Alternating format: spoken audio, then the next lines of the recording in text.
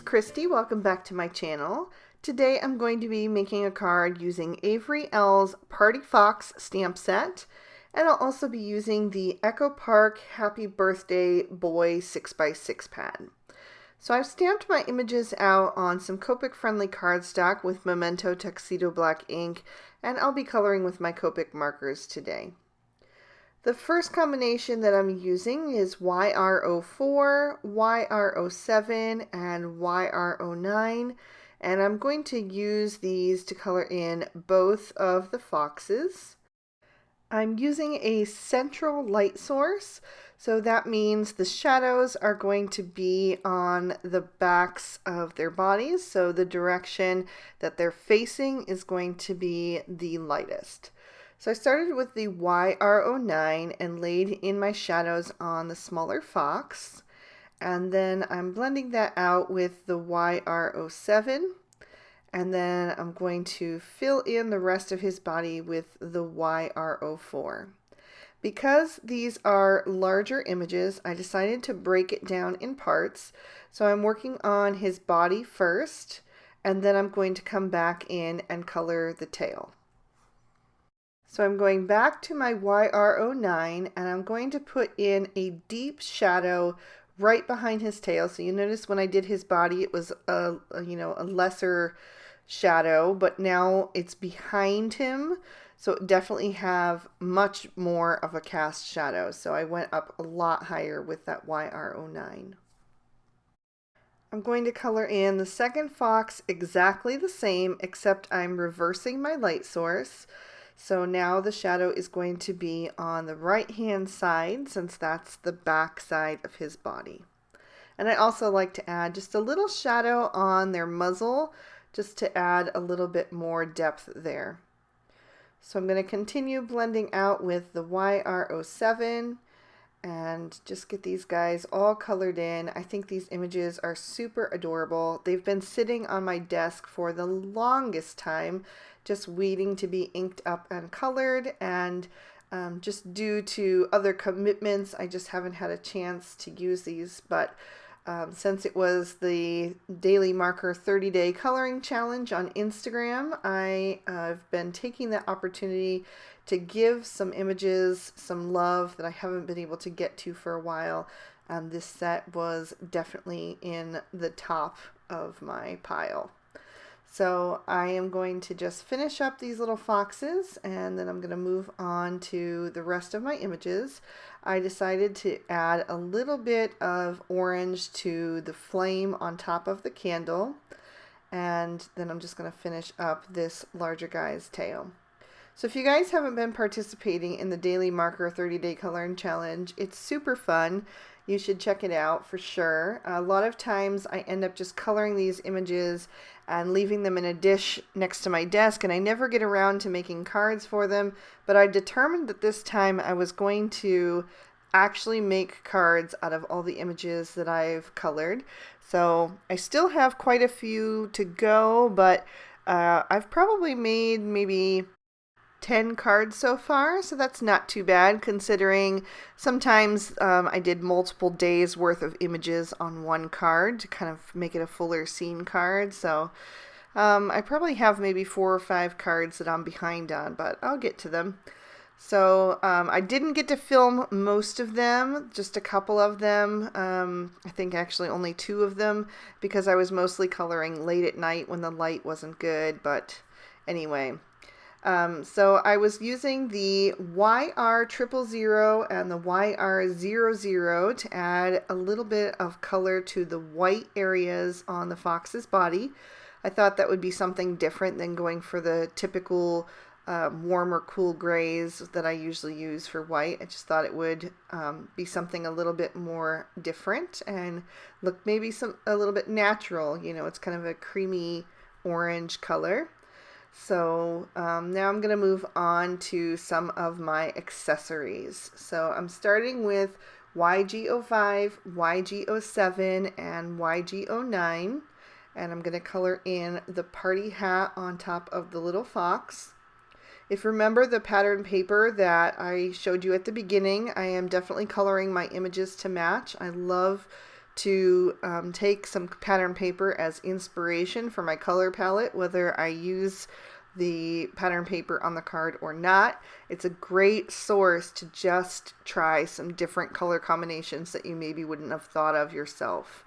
So now I'm using Y13, Y15, and Y17 to color in the little poof on top of the party hat. And I'm also going to use that combination to color in the little cake.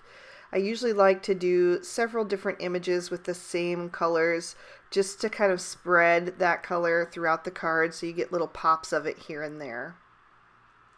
I decided to make this lemon cake, which is one of my absolute favorite flavors. I love lemon anything. So I'm just starting with my darkest color, the Y17, on the outside edges, and then pulling out with the Y15, and then the Y13 is my highlighted shade. My next combination is B95, B97, and B99. This is also one of my absolute favorite color combinations for blue jeans, but I thought this would be a nice kind of navy blue color to tie back into that pattern paper. And I love that this is kind of a bright primary color type palette. So it's great for masculine cards, but it also is fairly unisex just because it's just basic primary colors, and who doesn't love that? But there is a girl version of that paper pad as well that has some pinks and purples and mints and yellow. So I may recreate this card with that color palette in mind at a later date. But anyway, so now I'm moving on to my reds. I'm using R24, R29, and R39. I wanted to add in a little bit more of a pinky red, so I swapped out my typical R59 and went a little lighter with the R24. And I used that to color in the larger fox's bow tie and also the little gift. And then I'm going to make those little swirls on the back of the slice of cake. I'm going to turn those into cherries. So I'm just going to add some little red right on top of there with all three shades. I know it's super tiny, but that's just me being extra. So now I'm going to move on to B45 and B49. And I'm going to color in the plate beneath the slice of cake. I did a little cast shadow on the right hand side where the cake slice is the thickest and would cast the deepest shadow. And then I'm going to add BG11 in for the white icing on top of both of the pieces of cake. Then I'm going to take a white Sakura Jelly Roll pen and add some detail to the accessories. I just thought that would take them over the top and make them a little extra fun. So I'm adding some stripes and some polka dots to the party hats. I'm going to do a plaid pattern on the bow tie. And then I'll also do some diagonal stripes on the little gift. Then I'll take the black Sakura Jelly Roll pen and add that to their noses to make them nice and glossy. And then I'll trim these out with the matching dies. So now it's time to choose my pattern papers. First up is the star print, which I call my base print. That's what I use to do all of my coloring today. And that's going to tie the whole card together. And now I'm looking for 2 additional colors and patterns that are going to work well with it.